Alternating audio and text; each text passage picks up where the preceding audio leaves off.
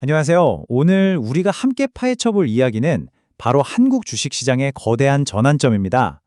전문가 이광수 대표의 분석을 토대로 지금 한국 증시에서 도대체 무슨 일이 벌어지고 있는지, 그리고 우리 앞에 어떤 기회가 펼쳐지고 있는지 속 시원하게 알려드리겠습니다. 자, 우선 작년 시장부터 한번 돌아볼까요? 2025년 한국 증시, 그야말로 역사를 새로 썼다고 해도 과언이 아니죠. 다들 기억하실 겁니다. 정말 무서운 기세로 올랐으니까요. 숫자로 보면 이게 더 와닿습니다. 코스피 지수가 무려 65%나 상승했어요. 이게 얼마나 대단한 거냐면 같은 기간에 전 세계 주식시장 평균 상승률이 30%였거든요. 그러니까 글로벌 평균보다 2배 이상 더 뜨거웠다는 얘기입니다. 그런데 말이죠. 모두가 이 축제를 즐겼을까요? 안타깝게도 현실은 좀 달랐습니다. 이 화려한 상승 뒤에는 사실 더 큰 문제가 자라나고 있었거든요. 바로 이 숫자, 100배입니다. 이게 무슨 뜻이냐면요. 우리나라에서 가장 자산이 많은 상위 20% 가구와 가장 적은 하위 20% 가구의 주식 보유액 차이가 무려 100배 이상으로 벌어졌다는 겁니다. 시장이라는 파이는 커졌는데 그 과실이 극소수에게만 집중되면서 부의 불평등은 오히려 더 심각해진 거죠. 자, 그래서 우리가 이 질문 앞에 서게 됩니다. 이 엄청난 시장의 성장을 그냥 그들만의 전치로 지켜만 봐야 할까요? 아니면 이걸 우리 모두를 위한 기회로 만들 방법은 없는 걸까요? 오늘 이야기는 바로 그 해답을 찾아가는 과정입니다. 좋습니다. 첫 번째 장부터 열어보죠. 이 역설의 원인, 도대체 왜 시장이 뜨거울수록 격차는 더 벌어지는 걸까요? 그 답은 아주 근본적인 경제 원리에서 찾을 수 있습니다. 경제학자 토마 피케티의 아주 유명한 이론이죠. 역사적으로 자본이 돈을 버는 속도, 즉 자본 수익률은 우리가 땀 흘려 일해서 버는 노동소득 증가율을 항상 앞서왔다는 겁니다.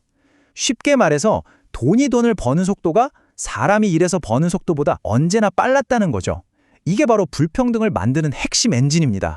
그렇다면 이 문제를 어떻게 풀어야 할까요?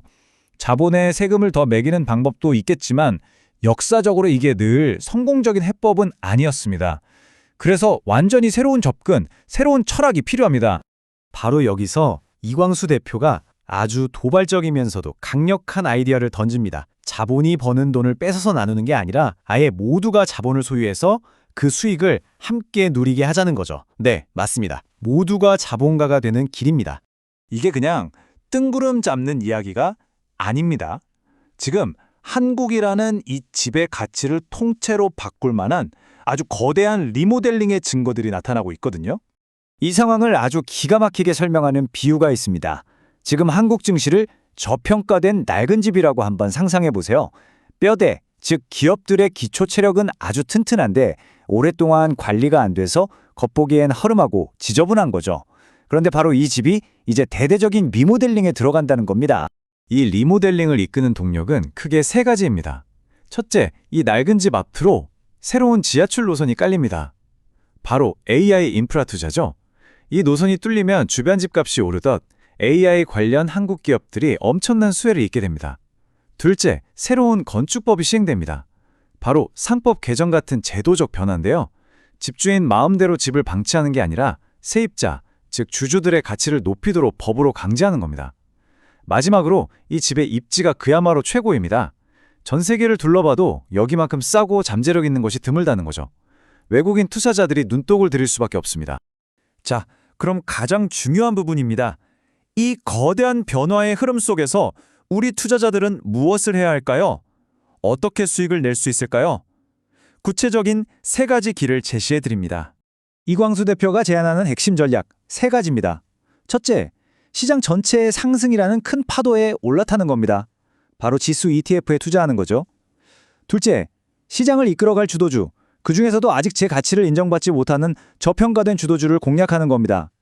그리고 마지막 세 번째, 어쩌면 이게 가장 큰 수익을 안겨줄 수 있는 전략인데요. 모두가 외면하던 나쁜 주식이 좋은 주식으로 변신하는 바로 그 극적인 순간을 잡아내는 겁니다. 두 번째 전략, 저평가된 주도주를 좀 더 구체적으로 보죠. 이 표를 한번 보세요. 삼성전자, SK하이닉스, 그리고 이 업계의 기준점인 대만의 TSMC를 비교했습니다. 셋 다 AI 시대의 주인공들이라 매출 성장은 확실하죠. 근데 진짜 핵심은 바로 이 PBR, 주가 순자산 비율입니다. 회사가 가진 재산에 비해 주가가 얼마나 평가받고 있는지를 보여주는데요. TSMC는 아주 높은 평가를 받는 반면 SK하이닉스는 어떻습니까? AI의 핵심 중의 핵심인데도 상대적으로 너무나 싼 값에 머물러 있다는 거죠. 바로 이런 지점이 이광수 대표가 말하는 성장 잠재력 대비 저평가된 기회의 핵심입니다. 자, 이제 마지막!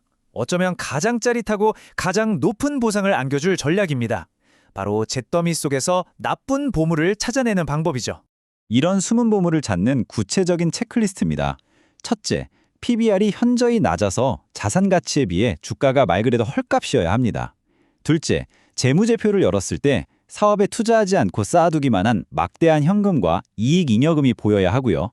셋째, 대주주 지분율이 높아서 마음만 먹으면 회사를 확 바꿀 수 있는 곳이 유리합니다.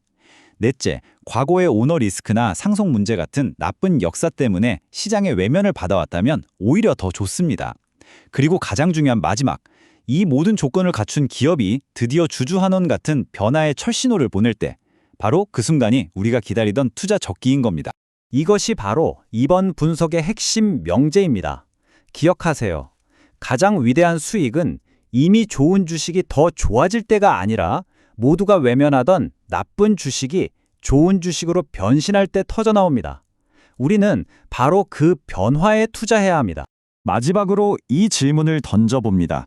이제 우리는 단순히 수익을 쫓는 투자자를 넘어서 한국 시장의 구조적인 문제를 해결하는 변화의 주체가 될 수 있습니다. 여러분은 어떤 잠재력을 가진 나쁜 기업을 발굴하고 그 기업을 위대한 기업으로 바꾸는 과정에 동참하시겠습니까? 그 선택이 여러분의 부뿐만 아니라 한국 경제의 미래를 바꿀 수 있습니다.